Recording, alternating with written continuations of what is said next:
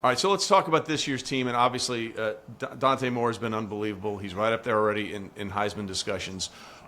What has impressed you about him that you hadn't expected? Just the maturity. You're still talking about a relatively young player, but even the decision to come here.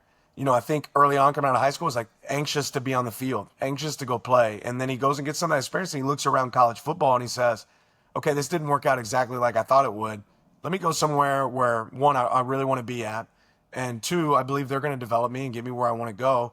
And they believe in me. And he came here and he watched a guy like Dillon Gabriel prepare every single week like he's supposed to. And he never really got the opportunity to learn that when he was at UCLA originally. And now you see that guy that learned those lessons from a guy like Dillon, that benefited from being able to watch, and is in a place where everybody believes in him. And now he's operating with unbelievable confidence, with really great control of our offense. And we put him in some tough situations last week, and he was able to execute at the highest level, which is, really impressive. For the guys that have come before him, you mentioned Dillon Gabriel, and obviously Bo Nix finished up his career with you at Oregon. What do you think his potential is at the next level? Yeah, Dante's a special player. He could be as good as we've had here. I mean, he has a unique skill set. He has the ability to throw the ball in every way you need to see it. Right? He can do the arm angles. He has the arm strength. He has the intelligence. So the way he's operating right now, if he continues to grow, like he could leave here and be one of the special ones that have played here at Oregon. As we look at what's happening, first of all, for people that don't know, we sort of connected via Twitter of all things. I noticed you followed me, and so I just followed back, and we've kept the communication lines of open. So some things do come well from social media. So it's not all right. It's all negative crap, because this relationship was based on Twitter before it was X. But one of the things that was a lightning rod for you a couple of years ago was the whole Colorado game, and now you have Dillon Gabriel, your former quarterback, who is ahead of Shedeur Sanders on the Cleveland Browns depth chart. For those people that were Shedeur obsessed, for lack of a better term, this summer, what would you say to them about what Dillon's expectations are in the NFL and what he can achieve? Yeah, Dillon's just a winner, man. He's just a winner. He's a guy that makes everybody in the room feel special. He can have a conversation with anybody. He takes his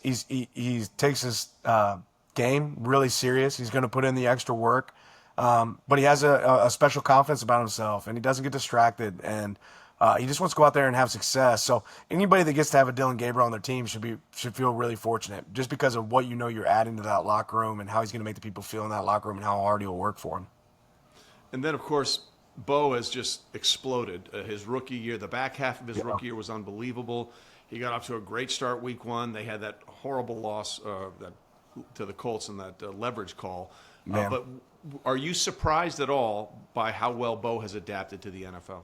Not one bit. I think the last 2 years that we had Bo here at Oregon, like he really became something unbelievably special. He's always had the talent. He grew up in the home of a coach. He's still the guy that'll send you a question. Hey, coach, how are you guys running this coverage in the red area? Like, he wants to know how to attack. He's obsessed with the game. He's got an unbelievable wife and is an unbelievable person as well. Like, the common trait you're hearing about all these guys, they're really good people, and really good people that work really hard. Things come their way, and Bo's that guy. He certainly is, and Sean Payton is thrilled. I talked to Sean after him. He's like, trust me, this is the guy. Because when he said that in the draft, this is the guy we wanted, people were like, okay, you bet. But he was the one he wanted. He knew. He knew. He absolutely knew. All right, you've talked about building a culture. When you hear a coach say, we need to build a culture here, what does that mean to you?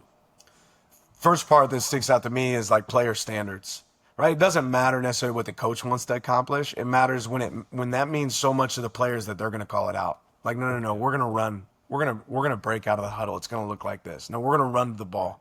It's going to now team run wasn't physical enough. Like, I think back to moments last season where I told our guys, hey, we're going to be in spiders today. We're not wearing shoulder pads. And Ty Sheem Johnson stood up in front of the team and said, no, we didn't tackle well enough to do that, coach. We need to wear shoulder pads. It's like, oh. Okay, player standards, right? Like, when I think culture, I think of those moments. And just the way that they represent the program outside of the football facility, I think is really important as well. And our guys do a really good job of that. Well, some of those things that sort of lead to that culture being effective, 22-1 at home at Autzen Stadium, recruiting classes, which, sometimes I get a little carried away with how much people put on these recruiting classes. I mean, we can't get the NFL draft right, and they're 21 and 22 years old. But at 17 and 18, we're going to nail these classes. I feel like sometimes we put a little too much stock into this. But 13th in the nation, 9th in the nation, 3rd, and the 2026 class is shaping up. To me, those are things, as an outsider, that I see from someone watching, that those are stepping stones that indicate the culture you're talking about.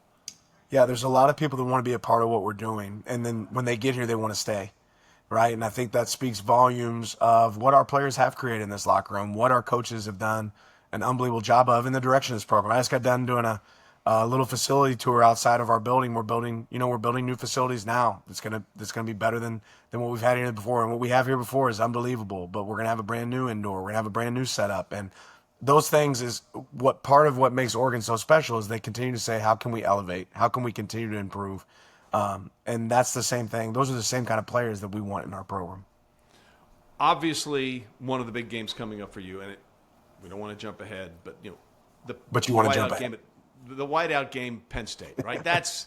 Right. I mean, those are the moments as a fan. I say that's the game I want to watch. That's what I want to see. So how do you deal with that, knowing it's on the schedule and trying not to get overhyped for something? Because that's one of those games where, it's like Troy Aikman when he said, when he went to his first soap, was that as soon as I heard the national anthem, I almost passed out. I was so fired up, like how do you regulate that, but knowing, hey, this is a big freaking deal. We're going to get to playing some big games this year. I think the biggest part for us right now is to focus on today, right? And then tomorrow we'll wake up and we'll focus on tomorrow. And our guys have done a really good job of that. I've actually shown some clips of our players speaking,